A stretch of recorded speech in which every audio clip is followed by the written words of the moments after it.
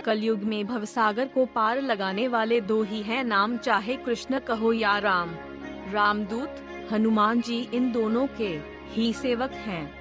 ये दो नहीं, असल में एक ही हैं। हनुमान जी को बलशालियों में सर्वश्रेष्ठ माना गया है। इस पूर्ण ब्रह्मांड में उनके आराध्य और आराध्य के भक्तों के सिवाय उन्होंने कोई झुका नहीं सकता। आओ जानते हैं महावीर हनुमान जी के संबंध में अनसुनी बातें। क्यों प्रमुख देव हैं हनुमान।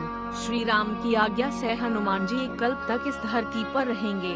एक कल्प में चारों युग के कई चक्र होते हैं। हनुमान जी 4 कारणों से सभी देवताओं में श्रेष्ठ हैं।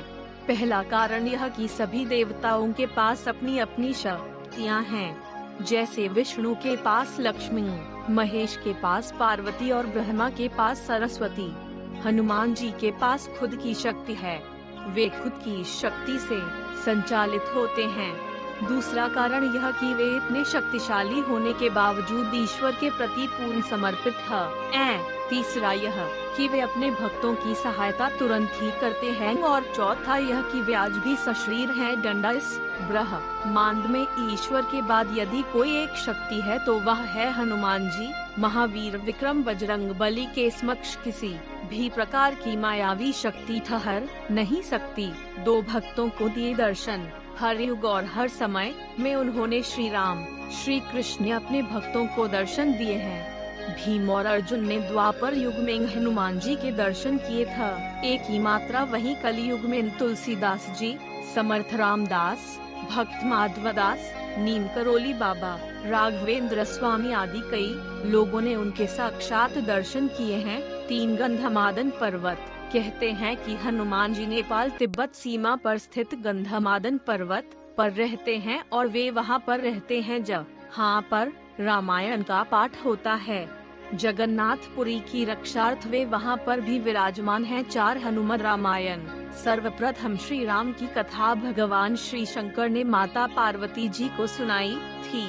उस कथा को एक कौवे ने भी सुन लिया। उसी कौवे का पुनर्जन्म काकभुशुंडी के रूप में हुआ। काकभुशुंडी ने भगवान गरुड़ को कथा सुनाई था। बड़ी की मात्रा, परंतु वाल्मीकि रामायण से पहले हनुमान जी ने रामायण को एक शिला पर लिख दिया था। हनुमान जी ने एक शिला चट्टान पर अपने नाखूनों से लिखी थी।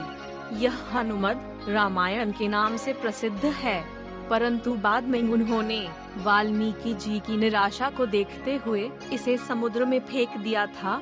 हनुमान जी के खास नाम। हनुमान के पिता सुमेरु पर्वत के राजा केसरी थे तथा उनकी माता का नाम अंजना था, इसीलिए उन्हें अंजनी पुत्र कहा जाता है।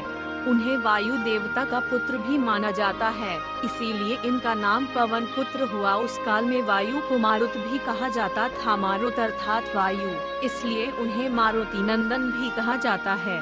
उन्हें शंकर सुवन भी कहा जाता है, अर्थात शंकर जी के पुत्र।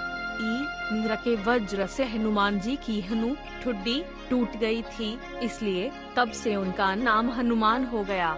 वज्र को धारण करने वाले और वज्र के समान कठोर अर्थात बलवान शरीर होने के कारण उन्हें वज्रांगबली कहा जाने लगा। हनुमान जी के गुरु मातंग ऋषि के शिष्य थे हनुमान जी। डंडा हनुमान जी ने कई लोगों से शिक्षा ली थी।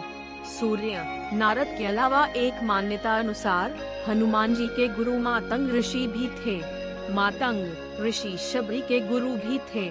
कहते हैं कि मातंग ऋषि के आश्रम में ही हनुमान जी का जन्म हुआ था। साथ हनुमान और राम जी का युद्ध। किंवदंती अनुसार भगवान राम का अपने भक्त हनुमान से युद्ध भी हुआ था।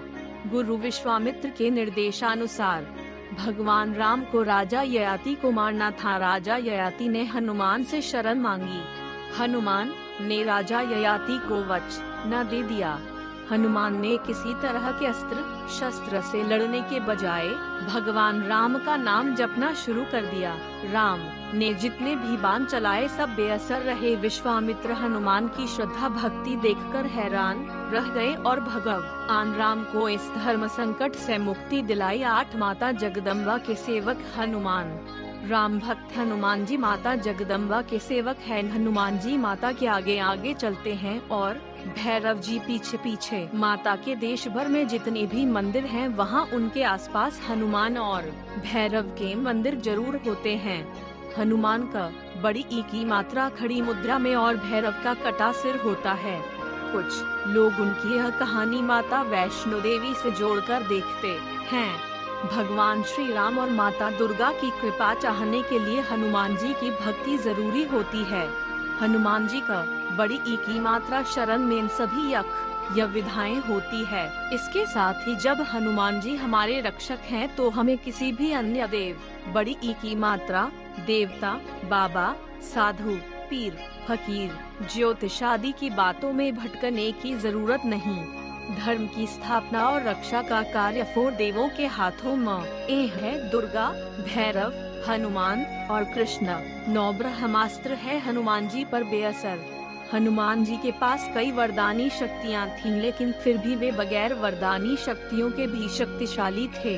ब्रह्मदेव ने हनुमान जी को 3 वरदान दिए थे, जिनमें उन पर ब्रह्मास्त्र बेअसर होना भी शामिल था, जो अशोक वाटिका में काम आया। हनुमान जी को जब मिला मृत्युदंड, ऐसी भी किंवदंती है कि भगवान राम जब राज सिंहासन पर विराजमान थे तब नारद ने हनुमान जी से विश्वामित्र को छोड़कर सभी साधुओं से मिलने के लिए कहा।